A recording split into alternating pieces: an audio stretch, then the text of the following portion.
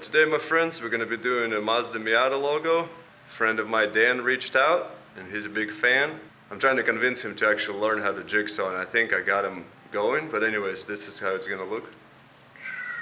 But I'm gonna spoil too much.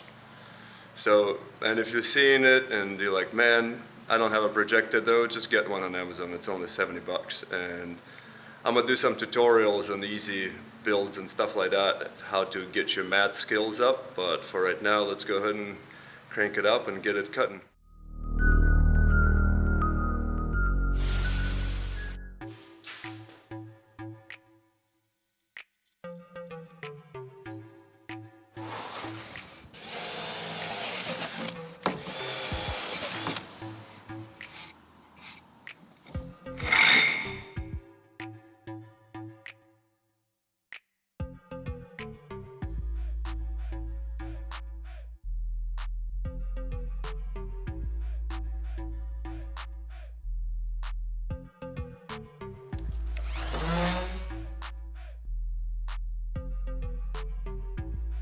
So one of the issues when doing something like this, right, is how do we hang it? So I have my soft strand, super soft, finger-friendly picture hanging wire. So we need to find a point of balance. So I usually just gonna pin it if possible. And there's some friction involved, but generally okay. So right about here it feels like there's center mass. The problem is that how do we even hang something from, from right here?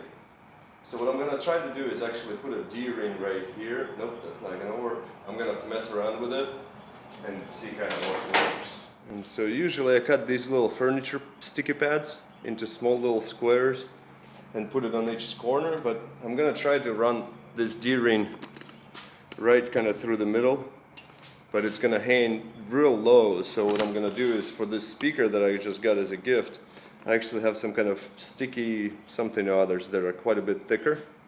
So what I'm going to do is just cut a bit of this and stick them on each corner and then go on the wall and see how all this works, if at all. Since all the gyms are closed because of the shutdown, I got a bunch of mats in my garage. So I got a pull-up bar here now, kind of interfering with the arts and crafts space. But on the first try, it does wobble at the top, so I might put one of these stoppers, but this works.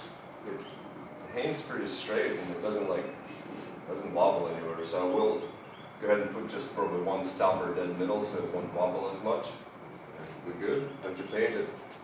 Alright, so Dan asked if we can do gold on the side and then black on the face. So I'm actually all out of regular black paint, so it'll be metallic black, which is good to go.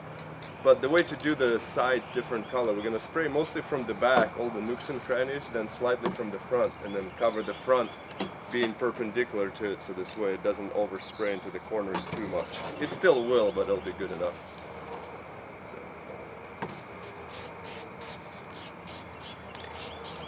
This morning I got 2 nightmare projects that's supposed to be pretty easy. So I sprayed the black 3 coats and it looks pretty good, but the gold, let me see. The gold is just too potato looking, it's almost like normal just wood, so I'm doing it by hand now, the entire side.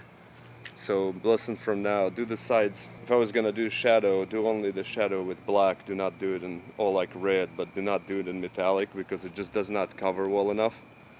And so now I'm just painstakingly doing all this by hand.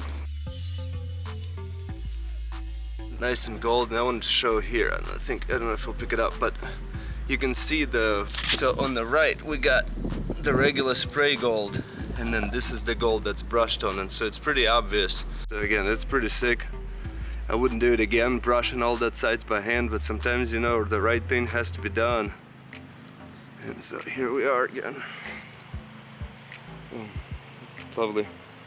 Great success. Hope you like it, Dan.